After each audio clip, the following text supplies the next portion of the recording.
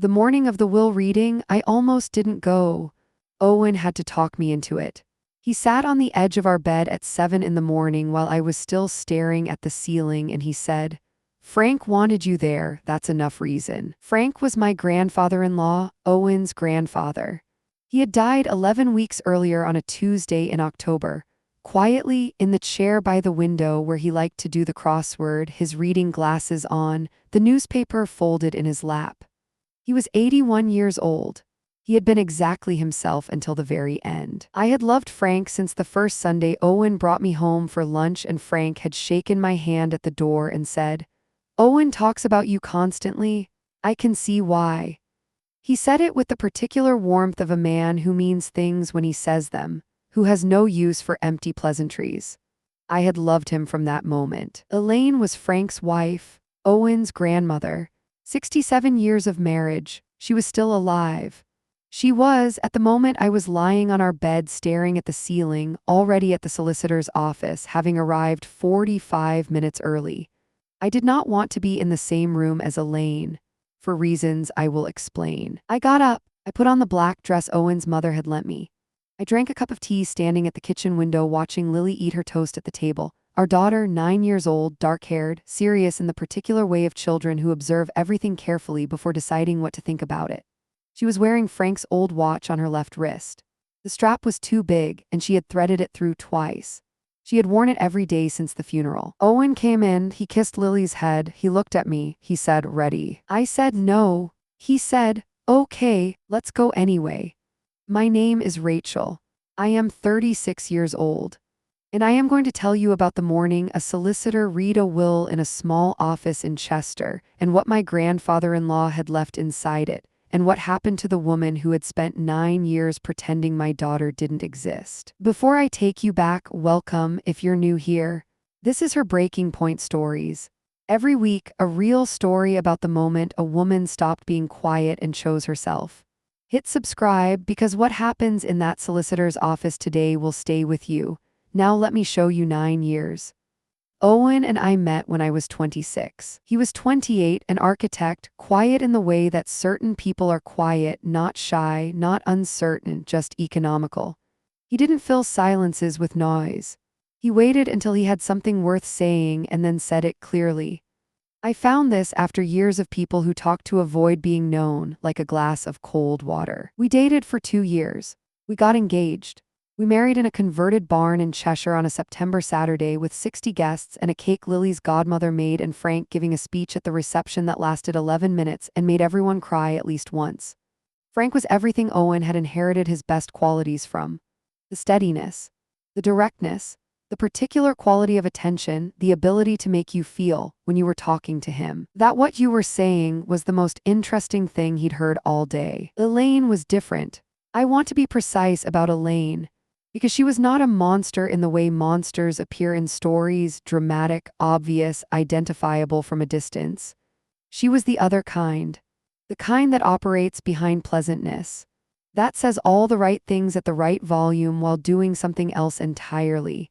She was perfectly nice to me. I want to be clear about that too. Elaine was never cruel to me. She asked after my work. She remembered my mother's name. She sent Christmas cards and birthday cards and thank you notes for gifts in her neat, slanted handwriting. She was perfectly nice to me. It was Lily she couldn't manage. Lily is Owen's daughter. She is not mine biologically. Owen had Lily with his previous partner, who left when Lily was 14 months old and has had no contact since. I came into Lily's life when she was 2. I adopted her legally when she was 4. She has called me mum since she was 3 and decided, apparently on her own authority, that was how things were going to be. She is the best decision I have ever been part of. Elaine's issue with Lily was never stated directly. It was never put into words in any conversation I was present for. What it revealed itself to be slowly, over years, in the accumulation of small moments that individually seemed minor and collectively formed something undeniable, was this. Lily was not Elaine's blood. Not her real blood. Not the direct, traceable, unambiguous bloodline that Elaine had always understood family to mean. Lily was Owen's, and Owen was her grandson, but Owen had made Lily with someone who was not available, and then I had adopted Lily, and somewhere in the calculus of Elaine's understanding of these things, Lily had come out on the wrong side of the equation. She never said it. She just acted it. Consistently, quietly, across 9 years of Christmases and birthdays and Sunday lunches. And Frank saw every moment of it. I need to tell you about the Christmas that broke something in me. The one 3 years ago, because I had spent 6 years before that managing it, excusing it, explaining it away, telling myself I was being uncharitable. And then came the Christmas when Lily was 6 years old. And after that Christmas, I stopped explaining anything away. It started small, as these things always do. Lily's first Christmas as part of the family. She was 2, I was newly together with Owen, not yet engaged. Elaine had bought gifts for all the grandchildren. Stephen's children, 3 of them aged between 5 and 10, received wrapped presents labeled chosen, books, games, things that showed consideration. Lily received a gift bag with a generic toy. Owen's mother quietly told me Elaine had bought at a petrol station on the way to the house. Owen's mother, his Aunt Jenny, actually, who had raised him after his parents died in a car accident when he was 11, noticed. She didn't say anything at the time.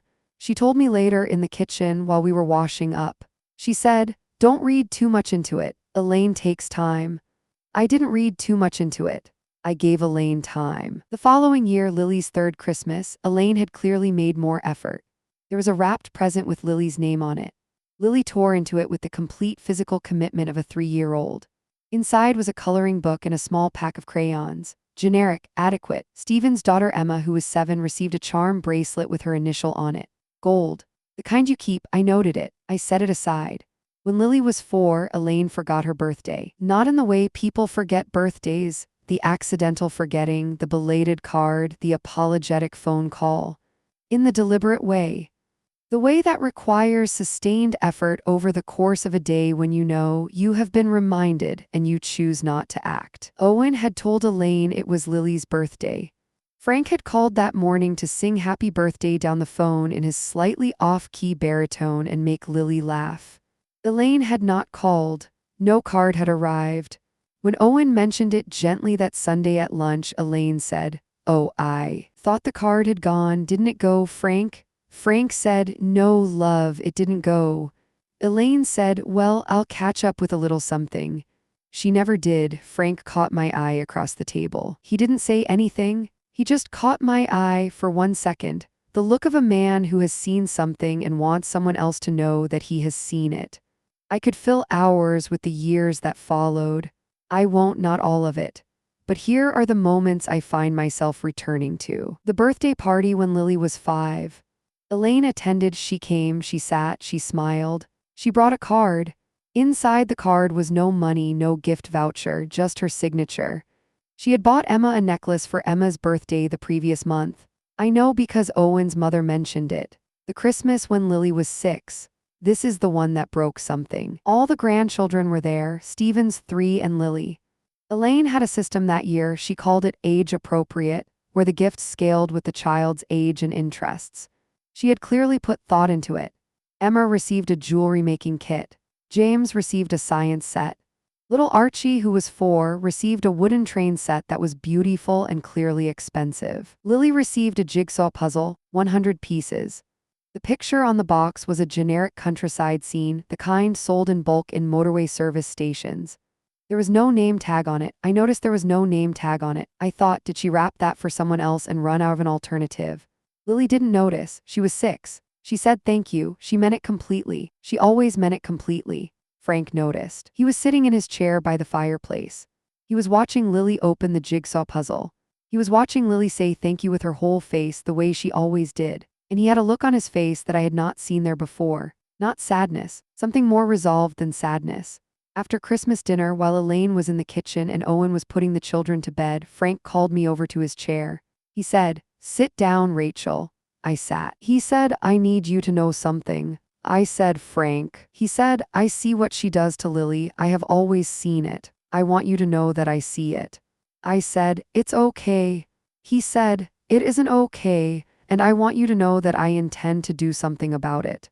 I didn't know what that meant. I thought it meant he was going to speak to Elaine. He had spoken to Elaine. Before, I knew this from Owen's mother, who had witnessed at least 2 conversations. The conversations had produced a short period of increased effort from Elaine, followed by a gradual return to the previous pattern. I thought it meant another conversation. I thanked him. I went back to the kitchen. I didn't tell Owen. I didn't find out what Frank had actually meant until the morning of the will reading. I want to tell you about the last Christmas. The one 8 months before Frank died, because something was different that year and I couldn't identify what it was at the time. Frank was different. He was watching everything very carefully. And there was a moment, just one, when he took Lily's hand and said something to her. I was too far across the room to hear it. I have thought about it every day since. The last Christmas Frank was alive, Lily was 8. She had grown into a thoughtful, self-contained child who had long since learned to manage the particular experience of being at Elaine's house. She had developed a system of her own. She sat close to Frank. She helped Owen's mother in the kitchen. She played with Stephen's children who were largely oblivious to family dynamics, and simply accepted her as a cousin because cousins were what she was. She never complained. Not once in 9 years had she said to me, "Grandma Elaine doesn't like me." She had either not fully understood it or had decided not to say it. I was never certain which. That Christmas, Elaine had bought Lily a gift that was, I want to be precise, better than usual. A proper gift. A set of watercolor paints in a wooden box with good brushes, the kind of thing that showed someone had actually thought about what Lily liked. Lily liked art. She had always liked art. I was surprised. I told Owen's mother privately that I was surprised. She said, Frank had words with her, a proper talk apparently, Stephen told me. I thought, it's working. Finally, after all these years. What I did not know was that 3 months before that Christmas, Frank had already visited Gerald Holt, the family solicitor, alone. He had taken the bus. He had told Elaine he was going to the library. He had spent 2 hours with Gerald Holt. He had come home on the bus. He had not told Elaine, he had not told Owen. He had told nobody except Gerald Holt, who was bound by professional confidentiality. And I would learn this later, Jenny, Owen's mother, who had kept his secret for 8 months without breaking it once. The moment I keep returning to. After lunch, while Elaine was holding court with Stephen's wife about kitchen renovations and Owen was washing up, and the children were watching something in the living room, I looked through the archway and saw Frank. He was in his chair. Lily was sitting on the footstool in front of him. He had her hands in both of his. He was talking to her quietly. She was listening with the particular focused attention she gave to things that mattered to her. I watched for a moment. I couldn't hear the words. Whatever he said, Lily nodded. She nodded seriously, the way she nodded when she was being given information she intended to keep. Frank looked up and saw me watching. He gave me the smallest nod. I nodded back. I went back to the kitchen. 8 months later, he was gone. I learned the details from Gerald Holt on the morning of the reading. He had asked to speak to Owen and me privately before the main reading. We sat in a small side room. Gerald Holt was in his 60s, precise, with the unhurried manner of a man who has delivered significant news many times and understands that the delivery matters as much as the content. He said, I want to prepare you both before we go into the main room. Frank came to see me in September of last year, alone. He made substantial changes to the distribution of his estate. He specifically instructed me not to inform Elaine of these changes until the reading. Owen said, what kind of changes? Gerald Holt put a folder on the table between us. He said, Frank asked me to establish a separate trust. A children's trust, for the benefit of all grandchildren, but with a specific additional provision for Lily. He opened the folder. He explained it clearly, the way Frank had apparently asked him to explain it, without legal complexity, in plain language. Frank's estate, excluding the house which remained Elaine's for her lifetime, was divided as follows. 1/3 to be split equally among Stephen's 3 children when they each turned 21. 1/3 to be held in trust for general family purposes administered by Owen. And 1/3, Frank had been specific, had used exact language, had asked Gerald Holt to read it aloud at the table, 1/3 directly to Lily. Not split among grandchildren, directly to Lily, separately, distinctly, by name. Owen said, how much? Gerald Holt told us the number. Owen put his hand over his mouth. I looked at the folder. I thought about a jigsaw puzzle with no name tag on it. I thought about Frank in his chair, Lily's hands in his. I thought about, I intend to do something about it. Gerald Holt also told us about the letter. Frank had written a letter, a long one. He had written it in longhand and delivered it to Gerald Holt in a sealed envelope with instructions on the front. To be read aloud by Mr. Holt at the will reading in full in the presence of all family members. Not to be summarized, not to be paraphrased. Read in full. Gerald Holt said, I want you to be prepared. The letter is direct. I said, how direct? He looked at me. He said, very. Before I tell you what happened in that room, I have to stop for a second. Because if you have watched someone you love be made invisible by the people who should have seen them most clearly, I want to hear from you. Drop a comment. One word that describes watching that happen. I read every single one, and if this story is already making your chest tight, give it a like. Okay, the will reading. The main room was small. A round table, 6 chairs, Gerald Holt at the head, Owen to my left. Elaine directly across from us in her good coat, her handbag on her lap, composed, proprietary, with the settled air of a woman who considers this a formality. Stephen beside her. His wife had stayed home. Jenny at the end, quiet, her hands folded. There was one empty chair. Elaine looked at it. She said, who else is coming? Gerald Holt said, that chair is there at Frank's request. He asked that it remain empty. He called it in his notes to me Lily's chair. Elaine looked at the empty chair. Her expression did something very briefly, very quickly, that she immediately controlled. She said, Lily isn't here. Gerald Holt said, no, but Frank wanted her represented. Elaine looked at her handbag. She straightened it on her lap. Gerald Holt began. The early sections of the will were straightforward. The house to Elaine for her lifetime, then to Owen and Stephen equally. Personal effects divided according to a separate written list Frank had prepared. A donation to a local hospice that had cared for his brother 20 years ago. Elaine listened to all of this with the composed expression of someone confirming what they already know. Then Gerald Holt reached the trust provisions. He read clearly. The equal division among Stephen's children. The family trust administered by Owen. And then, he paused, he looked up. He said, I now come to the specific provision Frank made for his granddaughter Lily. Elaine's hands tightened on her handbag. Gerald Holt read the full provision. The separate trust, the amount, the age of access, 21, the same as the others. The trustee, Owen. The sole beneficiary, Lily Rose Whitmore, by name, by date of birth, unambiguous. Elaine said, I'm sorry, can you read that again? Gerald Holt read it again. Elaine said, that can't be right. Gerald Holt said, it is correct, Mrs. Holland. Frank was very precise. Elaine said, she's not, she isn't. She stopped. She looked at Owen. Owen looked at the table. Stephen looked at the wall. Jenny looked at her hands. Elaine said, Frank discussed this with me. He would have discussed this with me. Gerald Holt said, without inflection, Frank instructed me specifically that these provisions were made without discussion. He said, and I'm quoting his notes here, that he had attempted discussion and found it unproductive. Elaine's jaw set. She opened her mouth. She closed it. Gerald Holt said, there is also a letter. The room was very still.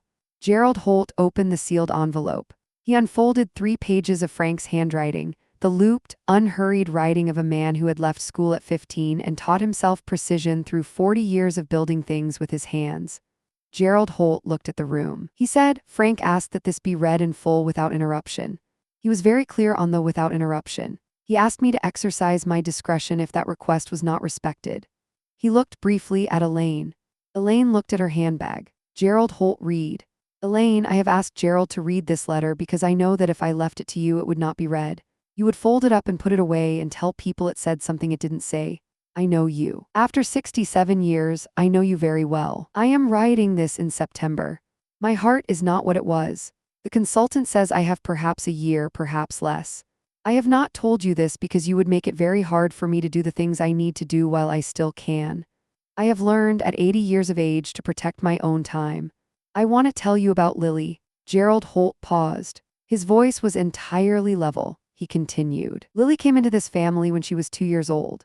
She came with Owen and then she came with Rachel, and she has been our granddaughter in every way that matters to me, in her laugh, which is Owen's laugh, in her seriousness, which is her own, in the way she sits on the footstool by my chair and asks me questions about things she is genuinely trying to understand.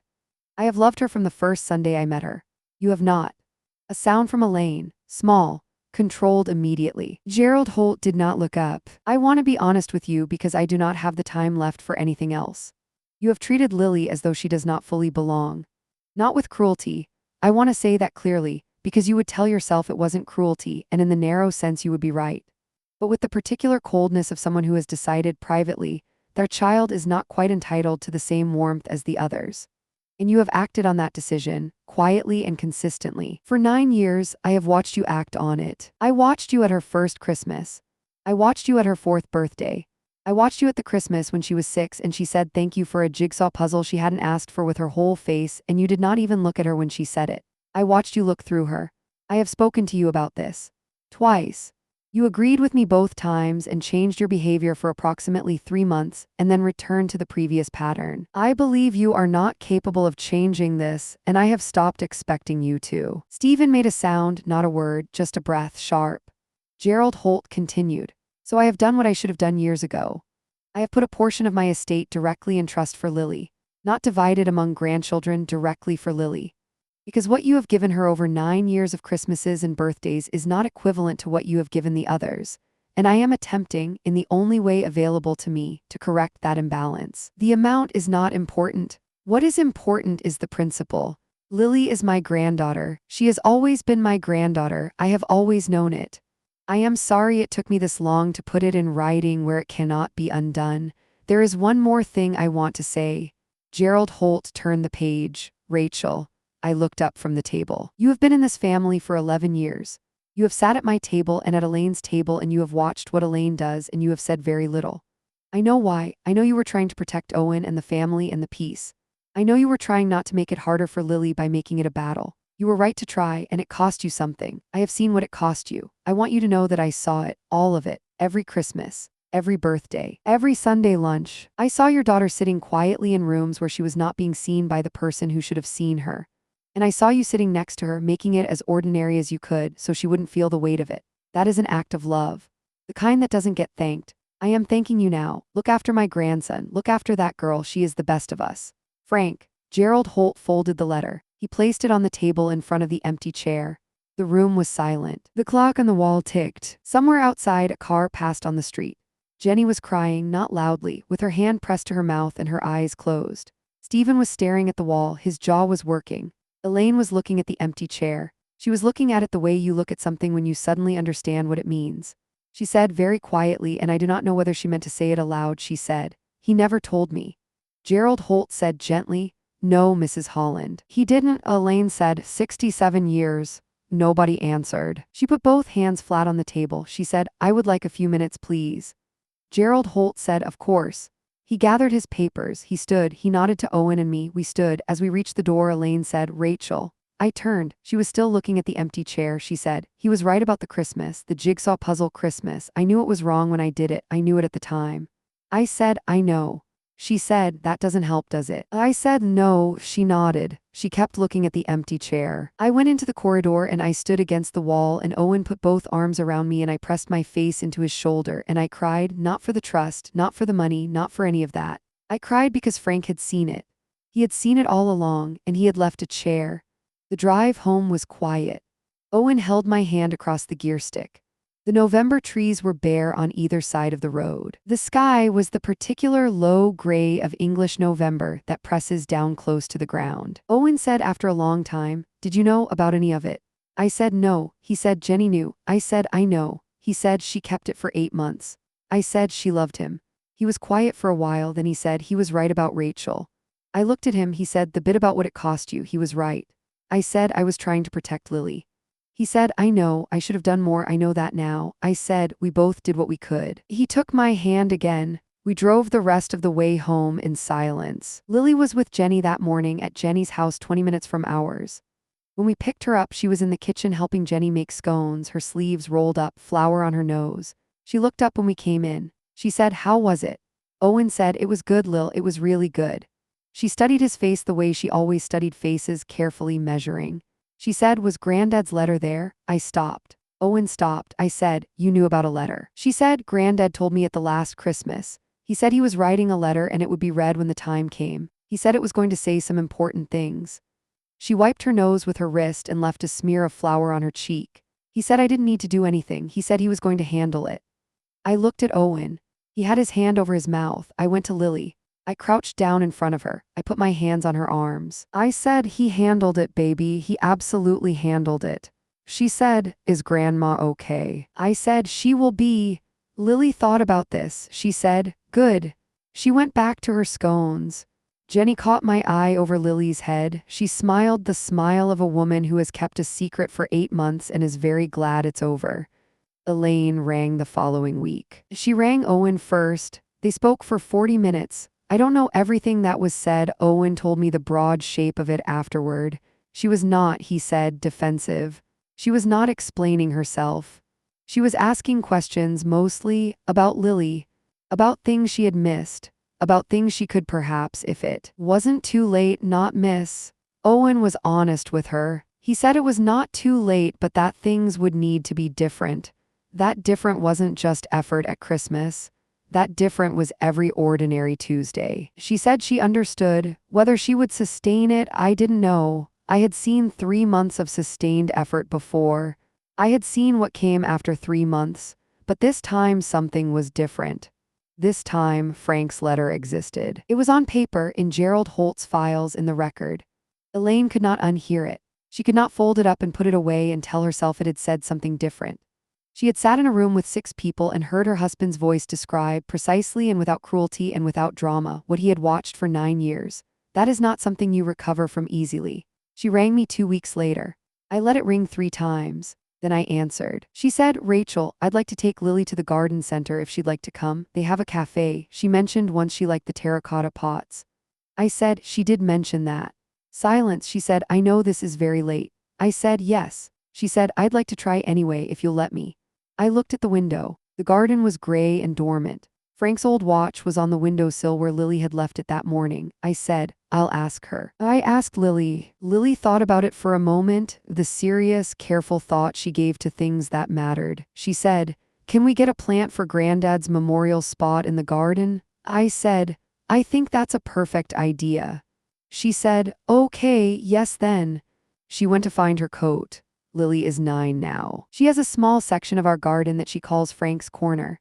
There is a rosemary bush. She chose it because Frank used to grow rosemary on his windowsill, and a flat stone she painted herself with his initials, and a small lighthouse because Frank had liked lighthouses. She tends it carefully. She pulls weeds from around the stone. She talks to it sometimes when she thinks no one can hear. I have heard fragments. They are mostly practical updates. What happened at school. What she is currently reading. What the rosemary is doing. Frank's watch is on her bedside table now. She stopped wearing it every day sometime in the spring, not as a withdrawal, I think, but as a settling. It moved from her wrist to her table, which is where things go when they become permanent. Elaine took Lily to the garden center that January.